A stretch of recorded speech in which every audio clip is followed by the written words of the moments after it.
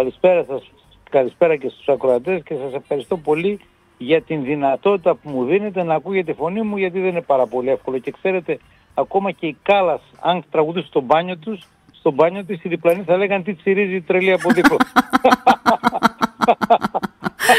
Πόσο δίκιο έχετε, κύριε Κούβελα. Λοιπόν, εννοείται, είμαστε πρώτον πλουραλιστικός σταθμός και πρέπει να σας ακούμε, γιατί φέρνετε πάντα κάτι καινούριο στο λόγο σας, μας αναδιαμορφώνετε την σκέψη και επειδή είστε και εξόχως μορφωμένος άνθρωπος, ο τρόπος με τον οποίο, και έχετε τον απλό τρόπο με τον οποίο επικοινωνείτε με εμάς και εκθέτετε τις απόψεις σας, μας ενδιαφέρουν, γι' αυτό και βλέπω πάντα τον κόσμο πώς ανταποκρίνεται όταν μιλάτε εσείς. Το εξόχως μου αρέσει, γιατί θέλω να με λένε εξοχότατο σε κάποια φάση. Τα εξοχότατα. Εκτός αν θέλετε να το καθιερώσουμε, δεν ξέρω, όπως θέλετε εσείς. Συγγνώμη, όχι, αλλά ξέρετε, μου είναι αδύνατο να μην ασκεφτώ με διάφορα τέτοια, το εξοχότατο και αυτά. Αυτές όλες οι πομπώδεις φράσεις είναι λίγο φλακώδεις, οπότε καλό είναι να λέμε και καμιά χαζομάρα για να... Γιατί γίνεται να μην πούμε και χαζομάρα με αυτά που γίνονται, τέλος πάντων. Λοιπόν, θέλω να σας ξεκινήσω από το αγροτικό. Να σας πω ποια είναι η εντύπωση που μου δίνεται στη γενικότερη αφηγηματολογία, την ευρωπαϊκή καταρχήν, με τη νέα ΚΑΠ και τα λοιπά και με την πράσινη μετάβαση και να περιορίσουμε τις καλλιεργήσιμες εκτάσεις και να προσέχουμε το αποτύπωμα του άνθρακα και τα λοιπά, να καλλιεργούμε λιγότερο, να πάμε στις νέες μορφές μεταλλαγμένες, να μην ξέρουμε και ακριβώς και τι θα τρώμε. Είναι αυτό, αν κάνω λάθος να με διορθώσετε, είναι σαν να θεωρούν οι κομισάροι και όσοι παίρνουν τις αποφάσεις μετά και περνάει από το Ευρωκοινοβούλιο, ότι οι άνθρωποι της γης, του πρωτογενούς τομέα, οι αγρότες, οι κτηνοτρόφοι, οι χθιοκαλλιεργητές, οι μελισσοκόμοι, είναι εχθροί του περιβάλλοντος. Αυτή είναι η εντύπωση που μου δίνετε. Εσείς τι πιστεύετε? Είναι η διεστραμμένη εκφορά της πραγματικότητας που θέλουν να μας παρουσιάσουν. Όλη μας τη ζωή, δηλαδή όλη την ιστορία της ανθρωπότητας, η ζωή μας βασιζόταν στην πρωτογενή παραγωγή. Αν δεν υπάρχει τροφή, αν δεν υπάρχει νερό και αέρας να ανασένουμε, όπως καταλαβαίνετε ότι ούτε πολιτισμός δεν υπήρχε ούτε τίποτα άλλο. Άρα λοιπόν εμείς βασιζόμαστε, θεωρούμε ότι μας κάνουν και χάρη οι άνθρωποι που μοχθούν στη γη και με τα ζώα και με χίλιες μύριες δυσκολίες και χωρίς τις ανέσεις που έχει το αστικό περιβάλλον για να μας θητίζουν και να περνάμε μια χαρά, και εμείς καθόμαστε τώρα και τους απαξιώνουμε. Και τι γίνεται, δεν τους απαξιώνουμε τελείως, γιατί αυτοί που διαχειρίζονται τα χρήματα και την εξουσία, είναι σαφέστατο ότι θα συνεχίσουν να απολαμβάνουν τις μπριζόλες κόμπε από μοσχάρια που μεγαλώνουν με μασάζ, με αυτά που ψεκάσουν με μπύρα. Εμείς θα πρέπει να τρώμε ακρίδες, κατσαρίδες, μπαμπούρια και ό,τι άλλο χρησιμοποιήσαμε μέχρι πρώτης για δολώματα. Για ποιο λόγο η Ευρώπη δεν θέλει να έχουμε αυτάρκεια? Για ποιο λόγο το κάνουν αυτό? Ή είναι οι μεγάλες business οικονομικές? Υπάρχει ένα φεουδαρχικό σύστημα, νέο φεουδαρχικό, που αυτοί οι φεουδάρχες θέλουν να είμαστε εξαρτημένοι από αυτούς. Δεν πρέπει να υπάρχει πρωτογενής παραγωγή. Δεν μπορεί να έχει η γιαγιά μου 5 κοτόπουλα να μου δίνει αυγά. Πρέπει να αγοράζουμε αυγά από έναν παραγωγό, και για την ακρίβεια να μην υπάρχουν καν αυγά, να θεωρηθούν επικίνδυνα και δεν ξέρω τι άλλο, ώστε να μπορούν να φτιάχνουν 3D κρόκους στους πρίντερ, 3D μπριζόλες στους πρίντερ και 3D ό,τι θέλουν τέλος πάντων στα μηχανήματά τους, για να έχουν ουσιαστικά τον έλεγχο της κοινωνίας. Όταν έχεις αυτά τα πράγματα, ελέγχεις την κοινωνία, τελείωσε. Την ανεβάζεις, την κατεβάζεις, την καταστρέφεις. Άρα αυτό είναι το όνειρό του. Είναι ψεύτικο το αφήγημα ή είναι διαστρεβλωμένο, το διαστρεβλώνω αυτό το αφήγημα ότι κινδυνεύει η φύση, κινδυνεύει το περιβάλλον? Και θέλω είναι δυνατόν οι άνθρωποι που φροντίζουν τη φύση να στρέφονται εναντίον της? Δηλαδή πόσο ανόητος μπορεί να είσαι για να το πιστεύεις αυτό? Παρ' όλα αυτά το έχουν διαβάλει σε τέτοιο βαθμό που αυτή τη στιγμή είναι, κατά την ταπεινή μου άποψη, ένα απόλυτο ψεύδος. Και ξέρετε, το διοξείδιο του άνθρακα, αν καθίσουμε να βάλουμε λίγο το μυαλουδάκι μας και σκεφτούμε τι μάθαμε από το σχολείο, δεν χρειάζεται υψηλή επιστήμη, από το σχολείο, από τα γυμνασιακά μας χρόνια. Ο πλανήτης πέρασε περίοδο που ήταν μη κατάλληλος για ζωή. Αυτά ακριβώς τα αέρια που σήμερα θεωρούμε δηλητηριώδη είναι που αποτέλεσαν την τροφή των πρώτων φυτών, τα οποία στο μεγάλο πληθυσμό ήταν τα πιο πρωτόγωνα, αυτά που λέμε φανερόγαμα, οι φτέρες, τα πτεριδόφυτα, τα οποία ουσιαστικά μπορούσαν να καταναλώνουν το διοξίδιο και να παράξουν το οξυγόνο που είναι απαραίτητο για τη ζωή μας. Αυτά λοιπόν τα φυτά δεν έχουν αλλάξει τη φυσιολογία τους. Με το που θα βρεθεί περίσσια διοξιδίου του άνθρακα, αυτά θα συνεχίσουν να τη ρουφάν, θα συνεχίσουν να τη χρησιμοποιούν ως τροφή, γιατί με το διοξίδιο και το νερό αυτά συνθέτουν τους υδατάνθρακες, οι οποίες αποτελούν τη βάση της τροφικής αλυσίδας των φυτοφάγων ζώων, τα οποία αποτελούν την καλύτερη πηγή ενέργειας για τον άνθρωπο. Αυτή είναι η αλυσίδα της τροφής, αυτό μαθαίναμε από το δημοτικό και αυτό ισχύει. Όλα τα άλλα είναι ψέματα. Είτε το καταλαβαίνουμε είτε δεν το καταλαβαίνουμε. Και όσο και αν προσπαθούν να τον ντύσουν με επιστημονικές θεωρίες, οι επιστημονικές τους θεωρίες είναι ψευδείς, γιατί όπως έχουμε ξαναπεί, αγαπητή μου Βάσο, όλα αυτά τα πράγματα έχουν να κάνουν στην επιστήμη με τον αντίλογο. Εδώ απαγορεύεται ο αντίλογος. Είμαστε όσοι έχουμε άλλη άποψη, που δεν είναι άποψη, είναι επιστημονική γνώση και μάλιστα προκύπτει εξελικτικά, δεν είναι κάτι στιγμιαίο. Είμαστε ψεκασμένοι, είμαστε εχθροί του λαού, είμαστε εχθροί της φύσης, είμαστε εχθροί γενικά. Άρα δεν φταίει το διοξίδιο του άνθρακα για το γεγονός ότι έχει ανεβεί και προσπαθούν να το περίσσουν στον 1,5 βαθμό, έχει ανεβεί ας πούμε η θερμοκρασία? Πρώτον, το διοξίδιο του άνθρακα βρίσκεται σε εδώ και αιώνες χαμηλά. Άρα λοιπόν δεν φταίει σαφώς το διοξείδιο του άνθρακα. Δεύτερον, τη μεγάλη ποσότητα του διοξειδίου του άνθρακα δεν την παράγουν οι μηχανές. Την παράγει η φωτοσύνθεση. Πρέπει να δείτε τα ποσά που βγαίνουν διοξείδιο του άνθρακα από τα φύκια των ωκεανών. Είναι το 86%. Το 14% είναι μόνο η ανθρώπινη δραστηριότητα. Επομένως, γιατί καθόμαστε και ασχολούμαστε με ανοησίες? Αυτά τα πράγματα είναι γνωστά.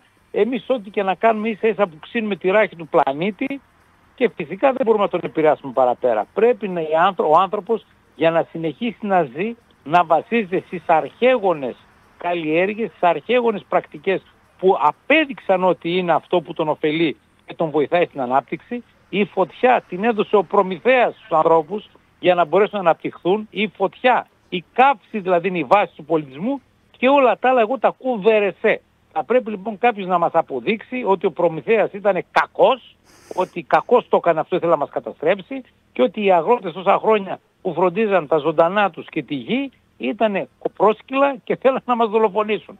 Όπως καταλαβαίνετε, δεν μπορεί αυτό να γίνει πιστευτό αφήγημα εάν κάποιος έχει λίγο μυαλό στο κεφάλι. Αυτό που λένε ότι έχουμε περιορισμένους φυσικούς όρους ή ότι ο άνθρωπος τους εξαντλεί. Ξέρετε, τη δεκαετία του 90 υπήρχε ένας, εσείς επειδή ασχολείστε με τη φιλοσοφία, ήταν ο Γάλλος φιλόσοφος ο Μισελ Σέρ, είχε ένα πολύ ωραίο βιβλίο, έτσι ενδιαφέρον, που ήταν το Le Contrat Naturel, δηλαδή το φυσικό ας πούμε συμβόλαιο. Και έλεγε εκεί πώς θα πρέπει κάποια στιγμή να μπούμε στη διαδικασία, επειδή εξαντλούνται οι φυσικοί πόροι, ο άνθρωπος να έρθει σε μία συνεννόηση με την φύση, να γίνει κατά πλάσμα δικαίου υποκείμενο η φύση, έτσι γοητευτικό, ρομαντικό. Αυτό νομίζω γίνεται τώρα στην πράξη με τις μεθόδους που μας επιβάλλουν από τα ψηλά, από την ΕΕ και όχι μόνο παγκοσμίως, και είναι σαν να έχουμε την φύση σαν συνομιλητή μας, ενώ δεν μπορούμε να την έχουμε ως υποκείμενο. Δηλαδή, ναι μεν να την προστατεύουμε, αλλά δεν μπορούμε να κάνουμε διάλογο μαζί της. Ο άνθρωπος είναι το έλογον. Βάσο, κάθε φορά που μου λες αυτά τα πράγματα, νιώθω σαν τους 10 μικρούς μύτους που έλεγε άλλη ο Σονούπος, στρατηγέ μου. Κάθε φορά σε αγαπάω περισσότερο. Έχεις απόλυτο δίκιο. Έχεις απόλυτο δίκιο. Η λογική αυτών των Γάλλων νεοφιλόσοφων, οι οποίοι ήταν λίγο πεσημιστές, ήταν ουσιαστικά η εκφορά μιας θεωρίας που είχε ξεκινήσει με το Μάλθους. Η νεομαλθουσιανή αυτή αντίληψη ήταν κάτι που χρησιμοποίησαν όλα τα δικτατορικά καθεστώτα στην ιστορία της ανθρωπότητας. Τι είχε πει ο Μάλθους? Ο Μάλθους ήταν ένας πάστορας εκεί, προτεστάντης, ο οποίος είχε μελετήσει, ήταν ο επιστημονικός δάσκαλος ας πούμε του Δαρβίνου στη θεωρία της εξέλιξης, ο οποίος είχε δει ότι σε ένα νησί κάποια μικρά σαρκοβόρα, κάτι νηφίτσες ας πούμε, αφού ο πληθυσμός μεγάλωνε, ξαφνικά να πούμε απομειώθηκε απότομα και εξαφανίστηκαν. Γιατί είχαν καταναλώσει τους σπόρους του νησιού. Αυτό ήταν ένα πραγματικό παράδειγμα και αυτό το παράδειγμα το χρησιμοποιούν κάθε φορά κουνώντας μας το δάχτυλο ότι εμείς εξαντλούμε τους σπόρους, εμείς φταίμε που υπερκαταναλώνουμε, δεν φταίει δηλαδή ο καπιταλισμός που υπερπαράγει, εμείς φταίμε που είμαστε πελατάκια και εμείς δεν πρέπει να καταναλώνουμε και πρέπει να γυρίσουμε σε πιο πρωτόγονες μορφές, ενώ ταυτοχρόνως θα πρέπει να παρατήθετε τώρα με αυτούς τους παλαιοχριστιανούς που λένε ότι καταδικάζονται και οι πρωτόγονες μορφές επιβίωσης. Άρα λοιπόν δεν θέλουν ούτε την αυτάρκεια ούτε τίποτα. Θέλουν απλώς να μας αγκιστρώσουν στο άρμα της δικής τους ανάγκης. Ο Μάλθους λοιπόν, ο οποίος είχε βγάλει αυτή τη θεωρία και καλώς την έβγαλε ο άνθρωπος, ξεχνούσε σε μερικές παραμέτρους. Ξέχασε ότι το νησί ήταν ένα κλειστό κυβερνητικό σύστημα, ο πλανήτης είναι ανοιχτό κυβερνητικό σύστημα, η ενέργεια είναι διάχυτη, τα διαμερίσματα δεν αποκλείονται και αυτό που έχει ιδιαίτερη σημασία είναι η διαχείριση της ενέργειας. Αυτή τη στιγμή η ανθρωπότητα έχει ενεργειακά πλεονάσματα από αυτό που λέμε ανανεώσιμες πηγές. Να θυμίσω ότι στην Ελλάδα το 50% της ενέργειας ήδη παράγεται από τον ήλιο και τον αέρα και τα μικρά υδροελεκτρικά. Αυτό λοιπόν που είναι εντυπωσιακό και ουσιαστικά δημιουργεί ένα αντιμάμαλο, δηλαδή μια αντίρροπη τάση, ώστε να κάνουν τη δουλειά τους, είναι ότι έχουμε δαιμονοποιήσει αυτές τις εναλλακτικές μορφές ενέργειας που στην αρχή τις είχαν, ας πούμε, έτσι σπονσονάρει πολύ. Γιατί? Δηλαδή ξαφνικά άκουσα ανόητους ανθρώπους που δεν έχουν ιδέα, δηλαδή έχουν ξεχάσει και τις βασικές γνώσεις της υποχρεωτικής εκπαίδευσης, να λένε ότι οι ανεμογεννήτρες έχουν ραδιενέργεια. Φυσικά δεν έχουν.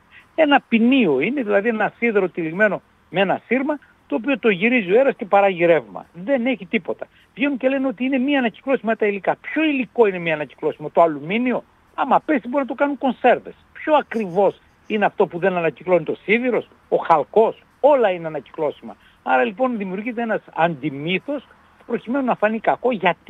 Γιατί δεν θέλουν αυτή η διαχείριση ενέργειας να περάσει σε χαμηλού βαθμού επενδυτές. Θέλουν να τη διατηρήσει η ψηλή, έτσι, το μεγάλο κεφάλαιο και σε αυτούς δίνουν τις άδειες. Τα φωτοβολταϊκά πριν από 15 χρόνια κόστιζαν για να παράξει ένα μεγαβάτ γύρω στο μισό εκατομμύριο. Γιατί ήταν γερμανικά και τα παίρναμε και τα στείναμε και τα λοιπά και κοστίζαν τόσα χρήματα και είχαν μια απόδοση 11%. Όταν λοιπόν 11% είναι χαμηλή, αλλά χαμηλή από τι? Από την τζάμπα ενέργεια του ήλιου. Και 1% να κερδίζεις, κέρδος είναι, χωρίς να πληρώνεις αντάλλαγμα. Σήμερα όμως τα φωτοβολταϊκά πάνελ, τα κινέζικα, που είναι πολύ καλύτερα από τα γερμανικά, διπλής επίστρωσης, έχουν 25% απόδοση. Με 25% λοιπόν τα 100 απόδοση από την τζάμπα προσφορά του ήλιου, καταλαβαίνουμε ότι είναι μια συνεχής πηγή ενέργειας, η οποία μπορεί να αποδώσει πάρα πολύ μεγάλα ποσά ενέργειας και ουσιαστικά τζάμπα. Ένας φίλος μου και συνοδικόρος, μέλος του πολιτικού μας φορέου της πνοής, αυτό που μου έλεγε είναι ότι ο ίδιος μπορεί να παράξει και να πουλήσει ενέργεια με 5 λεπτά. Οι αγρότες ζητάνε 7 λεπτά. Καταλαβαίνετε ότι μπορούσε να πουλάει με υπερκέρδος τα 7 λεπτά. Και εμείς τι κάνουμε? Το πουλάμε 4 φορές πάνω. Και καθόμαστε και μαλώνουμε αν θα έχουμε πράσινο, μπλε, κίτρινο ή πράσινο άλογα, τιμολόγια. Δεν είναι σοβαρά πράγματα αυτά. Μας αποπροσανατολίζουν.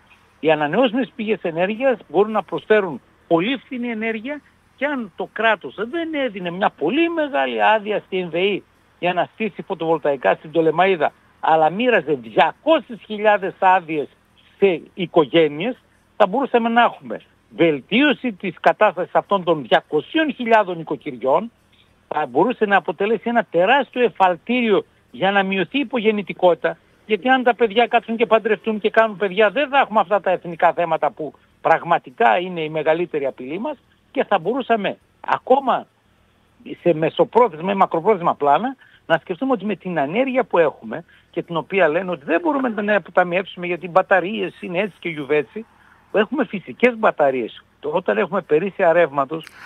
Εδώ θα ήθελα να έρθω, γιατί ένας μεγάλος προβληματισμός είναι ότι δεν μπορούν να αποθηκευθούν. Βεβαίως, αυτό είναι επίσης ένας μεγάλος μύθος. Όταν δουλέψει ένα μοτέρ, όταν έχουμε περίσσια ενέργειας, μπορεί να ανεβάσει στο βουνό το νερό πάνω σε ένα βουνό. Και όταν σκοτεινιάσει, απελευθερώνει στο νερό και κινεί έναν υδροστρόβιλο. Άρα λοιπόν έχουμε αυτά που λέμε δυναμικά φυσικά συστήματα ταμιευτήρων. Δεν χρειάζεται να είναι μπαταρίες αναγκαστικά.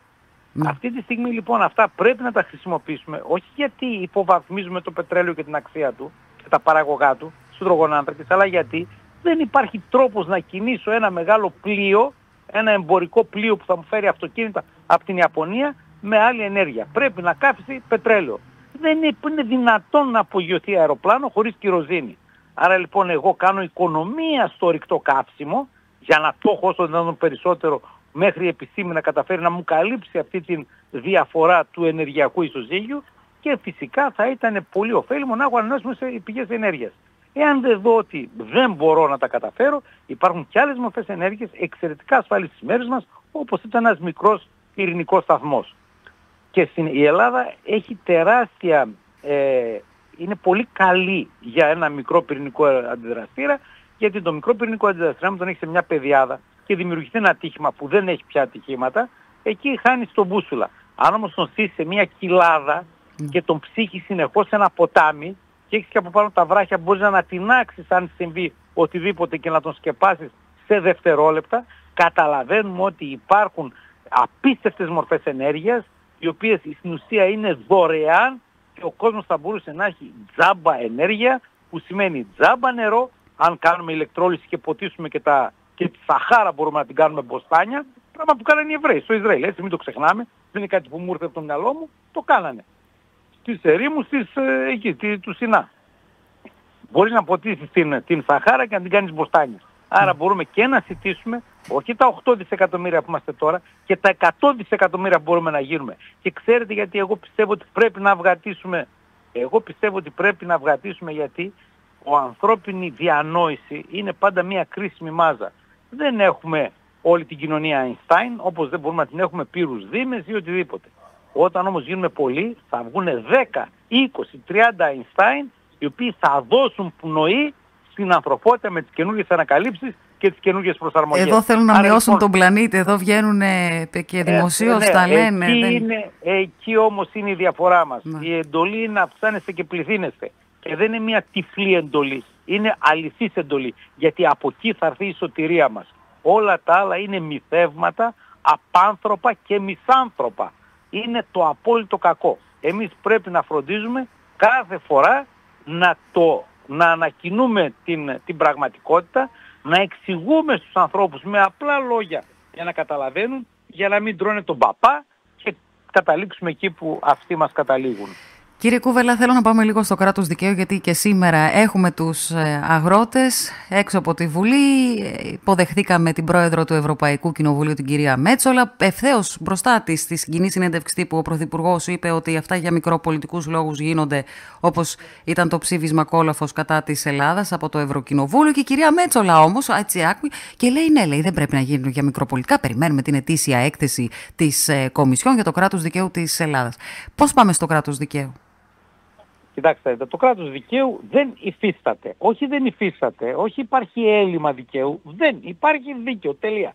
Όταν έχουν παραδεχθεί ότι παρακολουθούν τον κάθε πολίτη και δεν υπάρχουν, δηλαδή δεν σέβονται τα ελάχιστα ατομικά δικαιώματα, καταλαβαίνετε ότι δεν μπορούμε να μιλάμε για κράτος δικαίου. Όταν έχουμε ένα κράτος που διορίζονται οι ανώτατοι δικαστικοί από τον κυβερνήτη, και όταν ο κυβερνήτης τοποθετεί ως υπουργούς, δηλαδή στην εκτελεστική εξουσία, εκλεγμένους βουλευτές, δεν μπορούμε να μιλάμε για διάκριση των εξουσιών, μιλάμε για απόλυτο καθεστώς. Άρα λοιπόν ας ξεχάσουμε τα κράτη δικαίου. Η Χούντα ήταν μια παιδική χαρά μπροστά τους, ήταν μια αφελής αντικομμουνιστική εκδήλωση. Τώρα έχουμε μια απάνθρωπη εκτεταμένη προσπάθεια. Και αυτό, όπως καταλαβαίνετε, είναι πάρα πολύ τρομακτικό. Το γεγονός, γιατί εδώ θέλω να σταθούμε, κύριε Κούβελα, σας προβληματίζει το γεγονός ότι απάντησε ο Άριος Πάγος? Δηλαδή, από τη μία θέλει, ή κάποιος θα μπορούσε να πει ότι απαντά γιατί εδώ τον έδειξε τον Άριο Πάγο το ψήφισμα. Από την άλλη όμως δεν είναι σαν να εμπλέκεται στα πολιτικά θέματα, σαν να λειτουργεί σαν ένας αρμός της εκτελεστικής εξουσίας. Ποια η δικαστική? Ο Άριος Πάγος, η δικαστική εξουσία, θα έπρεπε να ελέγχει και την εκτελεστική και την νομοθετική εξουσία. Άρα θα έπρεπε με γνώμονα το Σύνταγμα, το οποίο δεν θα έπρεπε 200 και φορές να λέει όπως ο νόμος ορίζει, αλλά θα έπρεπε αυτός να επιβάλλει τους κανόνες της νομοθεσίας. Άρα λοιπόν αυτή τη στιγμή η δικαιοσύνη μπορεί ανά πάσα στιγμή με ένα νόμο να ανατρέπει βασικά άρθρα του Συντάγματος. Και αυτό, και δεν το λέω έτσι γιατί το έβγαλα από το μυαλό μου, να σας θυμίσω ότι εγώ, παρόλο που είμαι καθηγητής πανεπιστήμιου και έχω άσυλο στη διακίνηση ιδεών, καταδικάστηκα, μάλλον διώχθηκα, ευτυχώς αθώθηκα, όχι γιατί μετέφερα κάποια ιδέα, ούτε κάποια άποψη.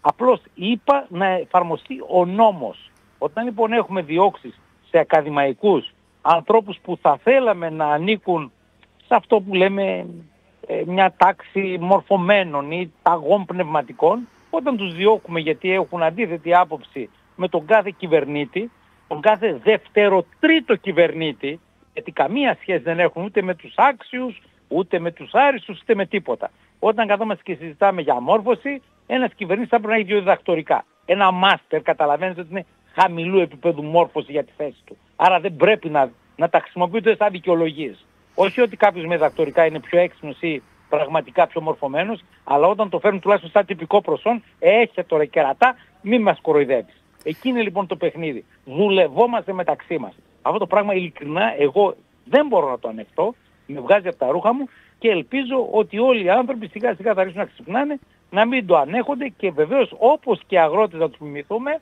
και να μην μπορέσουν να τους τουμπάρουν με μικροϋποσχέσεις.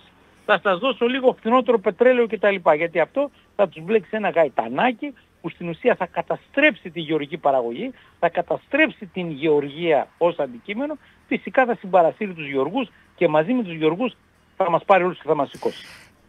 Είναι γεγονός ότι τα παιχνίδια πολιτικής έχουν και την υποκρισία μέσα, γιατί βλέπω και πώς τοποθετούνται οι διάφοροι ταγοί από πολλές χώρες και της Ευρώπης αλλά και από την Αμερική και για το θάνατο τώρα του Ναβάλνη.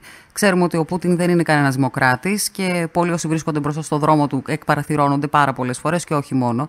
Αλλά είναι πολύ ευαίσθητη για την υπόθεση του Ναβάλνη, που πρέπει να δεν έχουμε ακόμα μεγάλη πρόσβαση σε τόσες πληροφορίες και από την άλλη δεν βλέπω τα δυτικά μέσα ενημέρωσης να είναι έτσι τόσο ευαίσθητα, γιατί σήμερα και αύριο εκδικάζεται η υπόθεση του Ασάνζ, του ιδρυτή της WikiLeaks και αν τυχόν δεν πάει καλά φεύγει πίσω Αμερική. 175 χρόνια φυλάκιση έχει, λένε ότι βύχει, καταγγέλει η γυναίκα του, βύχει και σπάνε τα πλευρά του.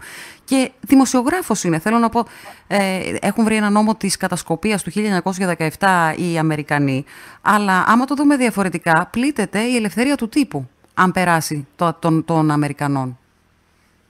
Λοιπόν, επειδή δείξατε το φαινόμενο Ναβάλνη, θα ήθελα να τοποθετηθώ ίσως με μια πολύ γενναία τοποθέτηση που δεν κάνουν πολύ. Όπως είδαμε και στην τελευταία συνέντευξη του Πούτιν, ο Πούτιν δεν είναι ηλίθιος. Δεν ξέρω πόσο δημοκράτης είναι, αλλά θα σας θυμίσω ότι παρέλαβε ένα κράτος που 50 εκατομμύρια Ρωσίδες δούλευαν ως πόρνες στο εξωτερικό. Δεν υπάρχουν πια Ρωσίδες στο εξωτερικό που να εκδίδονται. Ουσιαστικά λοιπόν αποκατέστησε την αξιοπρέπεια του λαού του. Δεν ξέρω τι ακριβώς σημαίνει δημοκρατία πέρα από το να έχει την αξιοπρέπεια του λαού σου. Άρα λοιπόν τις έννοιες της δημοκρατίας, της ελευθερίας κτλ. Θα πρέπει λίγο να τις ξαναεξετάσουμε. Όσον αφορά τον Ναβάλνη, ο Πούτιν δεν είναι αθώα περιστερά, ενώ δεν είναι ένας άνθρωπος ο οποίος ήταν καλός και αγαθός, δεν ήταν ιεραπόστολος. Στην Καγκεμπέ δούλευε, εντάξει. Ξέρουμε πολύ καλά τι δουλειά κάνουν αυτοί οι άνθρωποι και ήταν πολύ χωμένος σε όλα τα κόλπα. Άρα λοιπόν δεν είναι ο άνθρωπος που δεν θα μπορούσε να διατάξει ευκολότατα μια τέτοια ενέργεια. Αλλά δεν είναι ηλίθιος. Ο θάνατος του Ναβάλνη σε αυτή τη χρονική στιγμή που είχε κερδίσει τις εντυπώσεις πρέπει να ήταν πολύ ανόητος για να το κάνει. Αν λοιπόν εγώ θα έπρεπε να σκεφτώ, το βλέπω σαν προβοκάτσια. Γιατί για τους δυτικούς δεν σήμαινε τίποτα. Ίσα ίσα τον κάναν και ήρωα. Ο θάνατός του βελτιώνει τις συνθήκες και τα απόνερα από την συνέντευξη του Πούτιν. Άρα λοιπόν, όπως ακριβώς τον αγωγό, τον Όρτμεν, δεν τον μπορεί να τον ανατείναξαν οι Ρώσοι, σίγουρα τον ανατείναξαν οι δυτικές δυνάμεις, το ΝΑΤΟ, οι Αμερικανοί, η ΣΥΑ, δεν ξέρω ποιος. Το είπε κιόλας ο Πούτιν, εσείς το κάνατε. Με τον ίδιο τρόπο πιστεύω ότι ήταν και η δολοφονία του Ναβάλνη. Δεν πιστεύω ότι το έκανε ο Πούτιν, δεν κέρδισε τίποτα από αυτό, μάλλον έχασε. Και πάντα σε μια πράξη πρέπει να βλέπουμε ποιος τελικώς κερδίζει. Το δεύτερο τώρα που έχουμε να κάνει με τα WikiLeaks, τα WikiLeaks ήταν μια μεγάλη ανατροπή σε αυτό που ουσιαστικά έδειξε και στους τυφλούς την δυτική δημοκρατία. Τα WikiLeaks ήταν μια πολύ πολύ μεγάλη δημοκρατική πράξη, είναι απάνθρωπο, αντιδημοκρατικό, αντιελεύθερο, αντιόλα το να καταδικαστεί ο δημιουργός των WikiLeaks. Γιατί? Γιατί είναι η πρώτη φορά που έχουμε έστω αυτού του τύπου διαφάνεια σε αυτό που λέμε κρατική παρέμβαση. Άρα λοιπόν η δίκη του Ασάνζ είναι μια παροδία δίκης. Ελπίζω το ανθρώπινο στοιχείο να κυριαρχήσει, να μην καταδικαστεί και να μην εκδοθεί, ώστε να καταλήξει αυτός ο άνθρωπος, ο ηρωικός αυτός άνθρωπος στον Γκουαντάναμο και να συνεχίσουμε να έχουμε ανθρώπους οι οποίοι θα μπορούν να υψώσουν το ανάστημά τους για τη σωτηρία των άλλων. Ο Ασάνζ δεν κέρδισε λεφτά.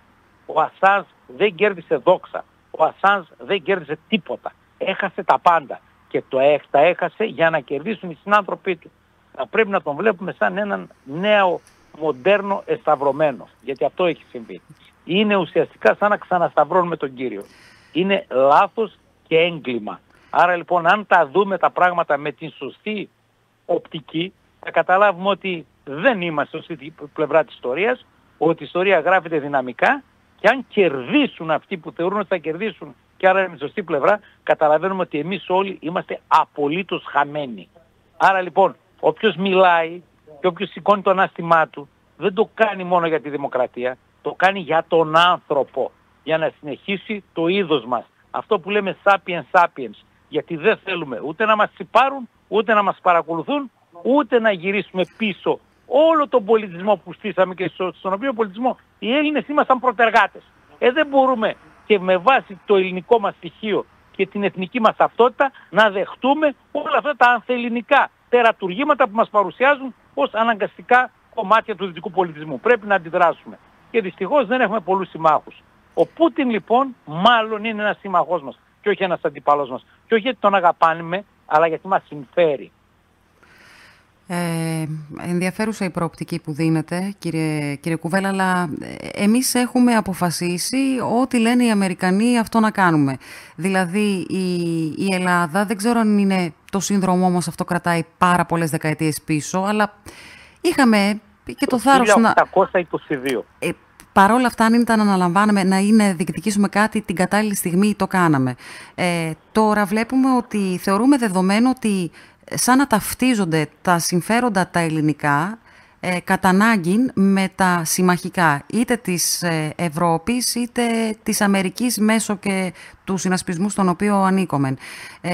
Θέλω λίγο να έρθουμε στις εξελίξεις στην ευρύτερη περιοχή μας, γιατί εμείς θα πάρουμε τα F-35 όπως λένε, δεν ξέρουμε ακόμα τι όπλα θα κουβαλάνε, οι Τούρκοι με το Ελευθέρας παίρνουν τα F-16 και όλα καλώς. Στο μεταξύ έχουμε τη διακήρυξη των Αθηνών, αλλά έχουμε 2 ναύτεξ, αντιναύτεξ και 1 νόταμ, αμφισβητεί στα χωρικά ύδατα και στην Κο και στα Αΐμια που είναι σκληρό έδαφος, πάλι όμως εμείς δεν μιλάμε. Και μέσα σε όλο αυτό το πλαίσιο ο Ερντογάν συναντά τον Σίση, αποκαθιστούν τις σχέσεις. Άμα ακούσει κάποιος πώς μιλάει ο Αιγύπτιος πρόεδρος, καταλαβαίνει ότι θα συνενέσει, θα μας ειδοποιήσει κάποια στιγμή ότι να βάλουμε στο παιχνίδι της Ανατολικής Μεσογείου και την Τουρκία. Και έχουμε και μια Ελλάδα που ταυτόχρονα λέει ότι εμείς έχουμε το μεγαλύτερο εμπορικό στόλο, και εδώ θέλω να ξεκινήσουμε από την Ερυθρά Θάλασσα, αν συμφορείτε ή όχι, που στέλνουμε αύριο μεθαύριο, κάνουν συνεχώς ερωτουσαρίσματα, την Ύδρα. Και κάτω από την ευρωπαϊκή ομπρέλα, εκεί βέβαια στο πεδίο υπό την αμερικανική διοίκηση. Συμφωνείτε κατά βάση με αυτό, για να ανοίξουμε μετά τη συζήτησή μας? Διαφωνώ κάθετα με αυτό. Ο Σίση έχει δίκιο. Ο Σίση, αν δείτε διπλωματικά, προσπάθησε να στηρίξει θέσεις Ελλάδος.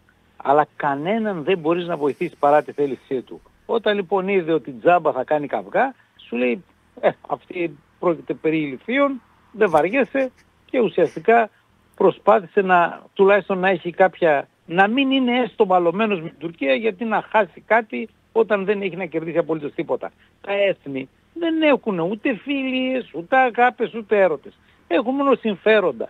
Μόνο συμφέροντα. Άρα λοιπόν ο Σίση δικαίως, γιατί και αυτός δεν είναι το καλύτερο παιδί του πλανήτη, θα πάει με τα συμφέροντα της χώρας του. Και πολύ καλά θα κάνει. Πάρα πολύ καλά θα κάνει. Εμείς είμαστε αυτοί που κάνουμε τεμενάδες στον Ερντογκάν, αυτοί είμαστε που παραμένουμε προσκυνημένοι στην υψηλή πύλη, και αυτή τη στιγμή η υψηλή πύλη κοντεύει να ξαναγίνει Οθωμανική Αυτοκρατορία με ένα μικρό ενδιάμεσο της αγγλοσαξονικές δυνάμεις και τις Ηνωμένες Πολιτείες. Αυτοί που έχουμε στην Ελλάδα και μας κυβερνάνε, αυτοί που σκότωσαν τον Καποδίστρια, αυτοί που πήραν κεφάλι από το 1822 και μετά, είναι αυτοί που συνεχίζουν να μας έχουν έρμεα των οικονομικών και άλλων συμφερόντων τους. Δεν μπορεί αυτό το πράγμα πραγματικά να συνεχίσουμε να τον ερχόμαστε. Ελπίζω ότι ο ελληνικός λαός μπορεί να καταλάβει τον ορθό λόγο, μπορεί να ακούσει τα ιστορικά τεκμηριωμένα παραδείγματα και να αρχίσει να καταλαβαίνει τι παιχνίδι του έχουν στήσει προκειμένου να αποκαταστήσει την τάξη.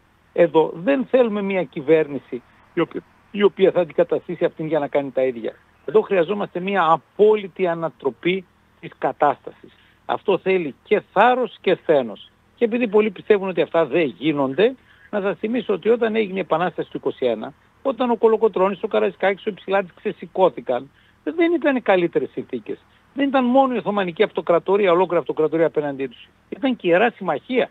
Κανένας δεν ήθελε τις επαναστάσεις. Παρ' όλα αυτά καταφέραν και γύρισαν το παιχνίδι. Εκμεταλλεύτηκαν το κύμα και το καβάλισαν. Και ήταν πολύ πιο γρήγορο εάν δεν είχαμε αυτούς τους ανθρώπους οι οποίοι αντιδρούσαν στην Επανάσταση, αυτούς τους ανθρώπους που σκότωσαν τον Καποδίστρια. Και να σας θυμίσω, έτσι για συμβολικούς λόγους, ότι δεν υπάρχουν μεγάλοι δρόμοι αφιερωμένοι στον Καποδίστρια. Στη Θεσσαλονίκη είχαμε οδούς μεγάλες Lloyd George, είχαμε οδούς, ξέρω εγώ, με ονόματα βασιλέων, Κωνσταντίνου Καραμαλή. Ποιος ήταν ο Κωνσταντίνος Καραμαλής, ο Ανδρέας Παπανδρέου μπροστά στο Γιάννη Καποδίστρια και μπροστά στο Θεόδωρο Κολοκοτρώνη? Είναι δυνατόν ένα έθνος να μην τιμάει τους ήρωές του? Το καταλαβαίνετε αυτό πόσο διεστραμμένο είναι? Δεν θέλαμε όμως, γιατί αυτοί πήγαν να μας απελευθερώσουν. Κάτι που δεν θέλαν οι κοντζαμπάσιδες, γιατί θέλαν την προστασία της υψηλής πύλης. Αυτών των ανθρώπων που σήμερα αυτοί τους τιμούν, αλλά στην ουσία ήταν οι δυνάστες μας. Στην Αθήνα δεν έχει άγαλμα του Καποδίστρια, κανένα, έχει όμως πρόσφατα άγαλμα του Πετρόμπε η Μαυρομιχάλη, ο οποίος, να θυμίσω, ήταν ο δολοφόνος του. Δεν νομίζω λοιπόν ότι είμαστε στο σωστό δρόμο με αυτούς τους τρόπους που επιλέγουμε, και δεν είναι καθόλου δίκαιο ούτε για μας, ούτε για τους παππούδες μας, ούτε για τους προγόνους μας. Και προφανέστατα δεν είναι καθόλου δίκαιο για τα παιδιά μας και τη χώρα που προσπαθούμε να τους αφήσουμε. Για το γεγονός ότι αποφασίσαμε, ανακοινώσαμε στην αρχή και αποφασίσαμε και να δώσουμε και το στρατηγείο στη Λάρισα και να στείλουμε την φρεγάτα στην Ερυθρά, είστε σύμφωνος? Γιατί... Τώρα τι σύμφωνος να είμαι δηλαδή? Γιατί λένε όπου ελληνικό πλοίο, όπου υπάρχει ελληνική σημαία, είναι ελληνικό έδαφος, πρέπει να το υπερασπιζόμαστε. Ναι, βεβαίως, έχουν δίκιο. Και βεβαίως οι Χούτι είναι εχθροί μας. Και ξεχνάμε ότι οι Χούτι στηρίζονται από έναν πανάρχιο πολιτισμό που μας σέβεται, που είναι το Ιράν. Εμείς γιατί ξαφνικά πρέπει να στραφούμε εναντίον του Ιράν? Γιατί το Ιράν είναι η μόνη μεγάλη δύναμη στην περιοχή που μπορεί να αναχαιτήσει τους Τούρκους. Αντί λοιπόν εμείς να φροντίσουμε να είμαστε μαζί με τους Ιρανούς και μαζί με τους Χούτι, καθόμαστε εκεί μαζί με ποιους? Με ποιους? Με τους εχθρούς μας είμαστε, αν δεν το έχουμε καταλάβει. Κύριε καθηγητά, θέλω και ένα σχόλιο σας για το νομοσχέδιο, γιατί πέρασε για τα ομόφυλα ζευγάρια, αλλά καταλάβαμε ότι σιγά σιγά αρχίζει, πέρα από το ξυλωμένο πουλόβερ της αντιπολίτευσης, βλέπουμε σιγά σιγά να δημιουργείται και μία ρογμή στο εσωτερικό της Νέας Δημοκρατίας. Εσείς τι πιστεύετε σε αυτό? Πρώτον, συμφωνείτε, θεωρείτε ότι δεν αλλάζει και κάτι, έτσι κι αλλιώς νομικά θα μπορούσε ένα ζευγάρι με τον ΑΒ τρόπο να υιοθετήσει ένα παιδί, αν ήταν ομόφυλος ή όχι? Φέρνει μήπως διαφορά στην ελληνική κοινωνία, στην αντίληψη? Κοιτάμε τα δικαιώματα του παιδιού, δεν τα κοιτάμε? Κοιτάξτε να δείτε.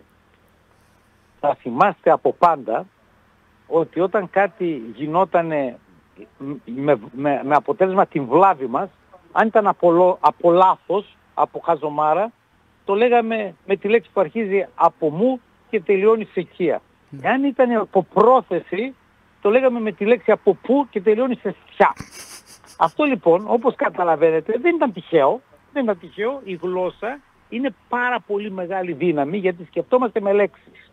Αυτή τη στιγμή, ουσιαστικά, ένα ομόφυλο ζευγάρι που καλά κάνει, γιατί είναι η σεξουαλική του προτίμηση και πολύ, πολύ καλά κάνει και την απολαμβάνει, θα έπρεπε να έχει και νομικά δικαιώματα ανάλογα με τα φυσιολογικά ζευγάρια, προκειμένου να έχουν, φορολογικές ελαφρύνσεις και ό,τι άλλο προβλέπει ο νόμος.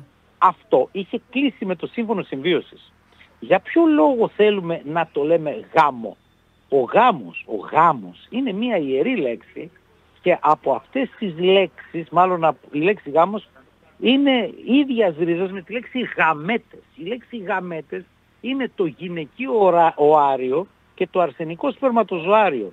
Όταν έχουμε δύο σπερματοζωάρια δεν μπορεί να υπάρξει γάμος, δεν μπορεί να υπάρξει ζεύξη, δεν μπορεί να υπάρξει ζυγότης, δεν μπορεί να υπάρξει ζωή. Το ίδιο όταν υπάρχουν δύο οάρια.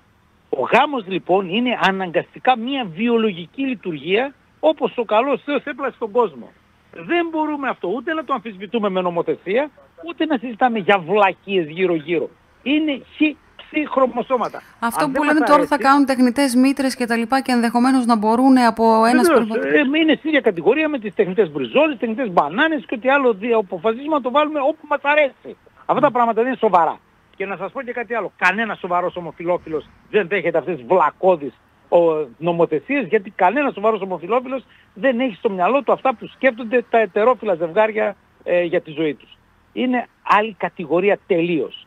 Δεν τους ρωτήσαμε, δεν κάναμε δημοψήφισμα, ούτε ανάμεσα στο σύνολο του πληθυσμού, που είμαι βέβαιος ότι αποκλειόταν να περάσει ποτέ αυτή η νομοθεσία, ούτε μεταξύ των ομόφυλων ζευγαριών. Αυτή η νομοθεσία των ομόφυλων ζευγαριών ουσιαστικά προσβάλλει άμεσα μια ιερή αξία για τον άνθρωπο, που είναι η μητρότητα. Προσβάλλει τις γυναίκες. Προσβάλλει τις γυναίκες, αν δεν το έχουν καταλάβει, γιατί τους αφαιρεί το μοναδικό δικαίωμα της γέννησης της ζωής.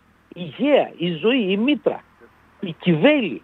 Άρα λοιπόν αυτά, όπως καταλαβαίνετε, είναι αντίθετα με κάθε έννοια αποδεκτού και φυσικά δημιουργούν μια τεράστια διαστροφή και διαβολή. Δεν θα έπρεπε να το δεχτούμε ποτέ. Το ότι το δέχτηκαν με τόσο μεγάλη ικανοποίηση και το κραυγάζουν για τα δικαιώματα, εγώ θα ήθελα να ακούσω τις ανάλογες υποχρεώσεις. Γιατί δικαίωμα χωρίς υποχρέωση δεν σημαίνει ελευθερία, είναι ασυδοσία. Το να κάνω εγώ ότι με βολεύει ή ότι μου αρέσει, σημαίνει ότι γιατί να μην είμαι και βιαστής, γιατί δεν τους καταδικάζουμε τους ανθρώπους. Δεν έχουν δικαίωμα, αφού τους ήρθε εκείνη την ώρα να το κάνουν. Τι σημασία έχει που η άλλη δεν ήθελε? Και τι σημασία έχει που ένα παιδί μπορεί να μην συνενεί? Θα το κάνουμε να συνενεί.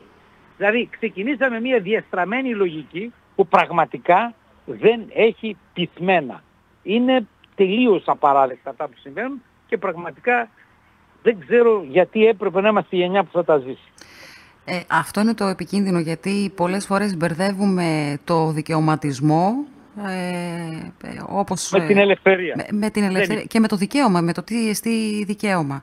Αν είναι άλλο ατομικό. Έχει υποχρέωση. Ποια είναι υποχρέωση?